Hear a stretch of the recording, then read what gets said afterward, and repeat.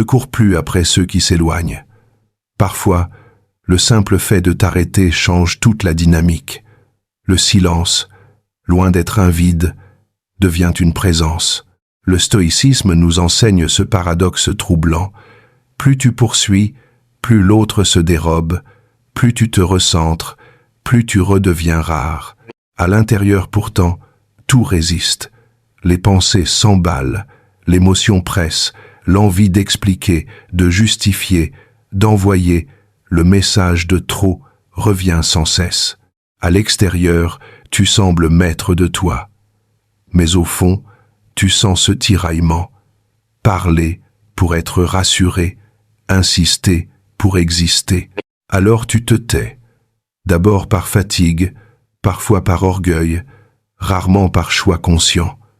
Et le silence te paraît lourd, presque menaçant. Le stoïcisme propose un retournement. Rester immobile, quand tout en toi veut réagir, et peut être l'acte le plus courageux. Car le silence n'est pas faiblesse, c'est un signal. Il indique qu'une transformation intérieure est en cours. Ce que tu choisis de retenir devient plus puissant que ce que tu aurais pu dire. Épictète rappelait que ce ne sont pas les événements qui troublent l'homme, mais le jugement qu'il porte sur eux. Si quelqu'un s'éloigne, si l'on t'ignore ou te provoque, ce n'est pas le fait lui-même qui te blesse, c'est l'interprétation que tu en fais. En reprenant la maîtrise de ton regard, tu reprends la maîtrise de ton énergie. Courir fatigue l'âme. Au travail, par exemple, combien de fois as-tu relancé un collègue indifférent, cherchant une reconnaissance qui ne venait pas? Plus tu insistais, plus le malaise grandissait. Sénèque écrivait « Celui qui est maître de lui-même est invincible. Tant que ton équilibre dépend d'une réaction extérieure, tu demeures vulnérable. Lorsque tu cesses de réclamer, tu redeviens ton propre centre de gravité. Cela ne signifie pas que tu n'as plus besoin d'être compris. Ce besoin est humain, mais l'excès de mots peut devenir une fuite. Parler pour éviter le face avec le vide. Apprendre à ne pas répondre immédiatement, c'est offrir à ton esprit un espace de respiration. Marc Aurèle l'exprimait ainsi. La tranquillité vient lorsque l'on cesse de vouloir changer ce qui ne dépend pas de nous. Dans la sphère familiale, cette attitude surprend. Là où tu aurais haussé le ton, tu observes. Là où tu aurais argumenté, tu écoutes. Ton silence n'est plus une barrière froide, mais une présence calme. Peu à peu, il devient respect. Se taire, quand c'est un choix, devient dignité. Ce n'est pas l'absence de son, mais la présence d'une conscience apaisée. Lorsque tu refuses d'alimenter le chaos par des mots inutiles, tu coupes le lien invisible qui te rendait dépendant des émotions d'autrui. Ton calme devient une frontière douce, mais ferme. Oui, l'ego proteste. Il craint d'être effacé. Pourtant, le silence n'efface rien d'essentiel. Il révèle ce qui demeure quand le tumulte s'apaise. C'est là que commence la liberté intérieure. Vient ensuite une étape plus subtile. Transformer ton énergie plutôt que mendier l'attention. Combien de fois as-tu travaillé davantage, espérant enfin être reconnu? Chaque absence de retour pesait comme une injustice. Mais en plaçant ton estime dans le regard d'autrui, tu remets ta paix entre ses mains. Sénèque écrivait « Ce n'est pas parce que les choses sont difficiles que nous n'osons pas, c'est parce que nous n'osons pas qu'elles sont difficiles. » Oser, ici, signifie cesser de supplier silencieusement l'approbation. Investir ton énergie dans ta stabilité, non dans la quête d'un signe extérieur. Reconnaître ta fatigue n'est pas une faiblesse, c'est un acte de lucidité. Lorsque tu observes ton agitation sans y céder, tu découvres qu'elle naît souvent de la peur d'être oublié. Pourtant, c'est dans ce calme choisi que commence la reconstruction.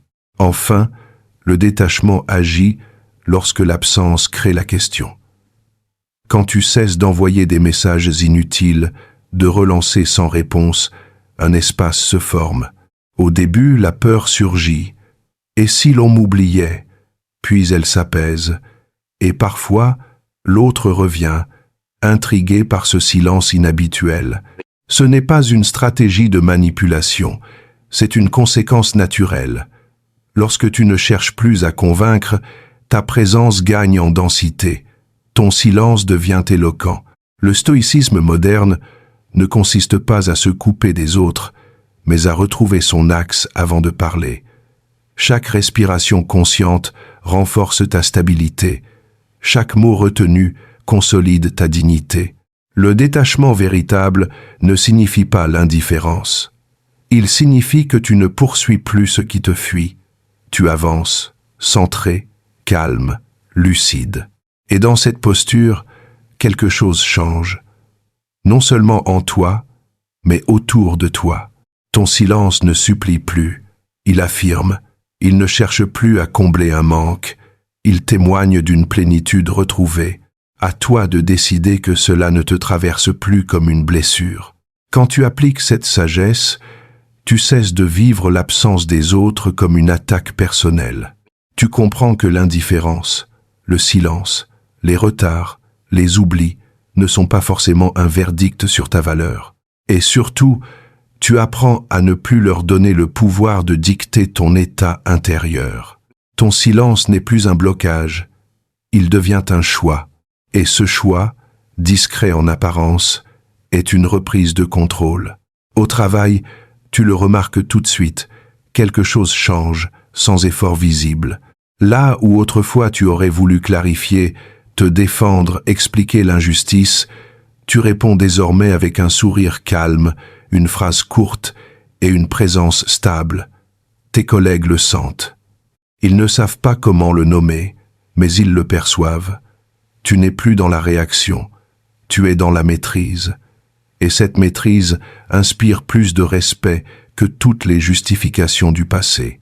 Ainsi se ferme le 4e silence, celui où l'absence devient un langage et où le calme révèle ta valeur réelle. Ce n'est plus le bruit qui attire l'attention, mais la constance tranquille d'une présence qui ne mendie plus. Le détachement ne coupe pas le lien, il le purifie. Il retire le faux, il laisse apparaître le vrai, et dans le prochain silence, commence une reconstruction invisible, celle qui rebâtit ta force loin du regard des autres. Reconstruire sa valeur sans spectacle. Reconstruire ne veut pas dire s'exposer. Reconstruire ne veut pas dire prouver. Dans ce 5e silence, le pouvoir du silence devient une forge intérieure, un lieu où tu redonnes forme à ta valeur, sans demander d'applaudissements. Le stoïcisme te rappelle une idée simple, mais radicale. La vraie force ne se démontre pas, elle se vit. Après une rupture, une distance, ou une période où tu te retrouves seul, ton esprit cherche parfois une sortie. Tu as envie de publier un signe. Montrer que tu vas bien, faire comprendre que tu as tourné la page, laisser deviner que tu es au-dessus. Mais au fond, tu le sens. Si tu as besoin de le montrer, c'est que ce n'est pas encore solide. Alors tu fais autre chose. Tu coupes le bruit. Tu réduis les distractions. Tu t'assois. Et tu te retrouves face à toi-même, sans témoin, sans scène, sans décor. C'est inconfortable, oui. Mais c'est là que commence la vraie reconstruction. On attribue à l'esprit stoïcien cette vérité. Celui qui se suffit à lui-même possède déjà une richesse que personne ne peut lui retirer. Tant que tu attends qu'un regard extérieur valide ton progrès, tu restes attaché à une dépendance subtile. Le détachement réel, c'est arrêter de chercher ta valeur dans le miroir des autres. Tu as le droit de ressentir le vide. Tu as le droit d'avoir encore des souvenirs, de la nostalgie, même des rechutes. Mais au lieu de combler ce manque par l'agitation, tu apprends à rester là, présent. Ce calme n'est pas une punition, c'est une purification. Il retire les couches de peur, d'attente et d'obsession qui t'empêchaient d'être libre. Et peu à peu, ton énergie cesse de fuir vers l'extérieur. Elle revient irriguer ton monde intérieur. Marc Aurèle rappelait que la grandeur d'une conduite se mesure à la façon dont on vit, sans agitation, sans masque, sans théâtre. Cela veut dire respirer lentement, ranger ton espace, dormir mieux, manger plus simplement, revenir au corps, revenir au réel. Ce sont des gestes modestes, mais ils enracinent ta transformation. Une transformation qui n'a plus besoin d'être vue pour exister. Dans ta famille aussi, cela se remarque. Tu n'argumentes plus pour te justifier. Tu n'expliques plus tout avec insistance. Tu écoutes davantage. Tu réponds avec mesure. Et tes proches sentent que quelque chose a changé, non pas une froideur, mais une solidité. Pas un mur, mais un socle. Ainsi s'achève le 5e silence, celui où la reconstruction devient invisible parce qu'elle est authentique. Renaître ne se fait pas sous les projecteurs. Renaître se fait dans l'intimité d'un cœur qui redevient stable. Et sur cette base se prépare l'étape suivante. Disparaître non par fuite, mais par liberté. Disparaître pour rompre le cycle et renaître. Disparaître n'est pas toujours une fuite.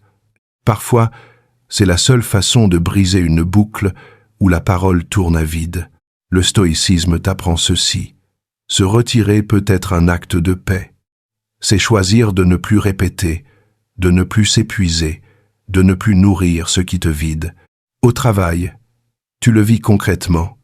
Tu cesses de relancer ce collègue qui prend sans jamais rendre. Tu arrêtes les explications. Tu fais ton devoir, proprement, avec distance. Au début, l'absence d'interaction te pèse. Puis, quelque chose se détend.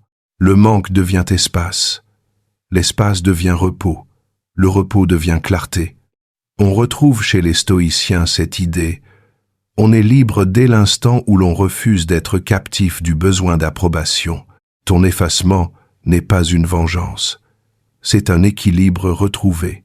Tu romps la chaîne. Tu refuses d'être conditionné. Bien sûr, il y a des vagues de doute, des moments de nostalgie. Le silence te confronte à toi-même et ce n'est pas confortable. Mais ce passage est nécessaire. C'est un couloir vers la maturité. Marc Aurèle écrivait que la meilleure réponse à l'offense n'est pas de lutter, mais de ne pas lui ressembler. Tu cesses donc la guerre inutile. Tu canalises ton énergie vers ta transformation. Tu ne prouves plus rien. Tu vis selon tes valeurs. Et chez toi, cela change ton attitude. Tu écoutes sans vouloir gagner. Tu ne cherches plus le dernier mot. Ta retenue inspire une forme de respect tranquille. Ton silence n'éloigne plus. Il unit autrement. Ainsi se ferme le 6e silence, celui où l'absence devient renaissance et non effacement. Se retirer intense et rebâtir. Et c'est aussi se préparer à l'épreuve la plus délicate. Accueillir ceux qui reviennent, accueillir le retour avec calme et exiger des actes. Accueillir sans se perdre. Voilà le vrai test. Quand le silence a tout dit, quand l'absence a rétabli l'équilibre, certains reviennent. Et c'est là que ta maîtrise se vérifie. Vas-tu confondre émotion et discernement ? Vas-tu rouvrir d'un coup ce que tu as mis si longtemps à reconstruire ? Quelqu'un revient. Dans la famille, un ami, une relation. Ton cœur s'accélère. Les souvenirs remontent. Une partie de toi veut croire que tout peut redevenir comme avant. Mais une autre partie est lucide. Et cette lucidité, c'est ton nouveau niveau. On dit souvent, pardonner ne signifie pas effacer la leçon. Le stoïcisme ne t'invite pas à devenir dur, il t'invite à devenir clair. Accueillir avec courtoisie ne veut pas dire rendre ton centre de gravité. Tu as le droit d'être touché, mais ce n'est pas parce qu'on frappe à ta porte que tu dois tout ouvrir. Ce calme que tu as construit te protège. Il est le fruit de tes silences, de ton travail intérieur, de tes retours à toi-même. Tes émotions ne sont plus des tempêtes, ce sont des vagues. Tu les observes passer avec douceur et vigilance.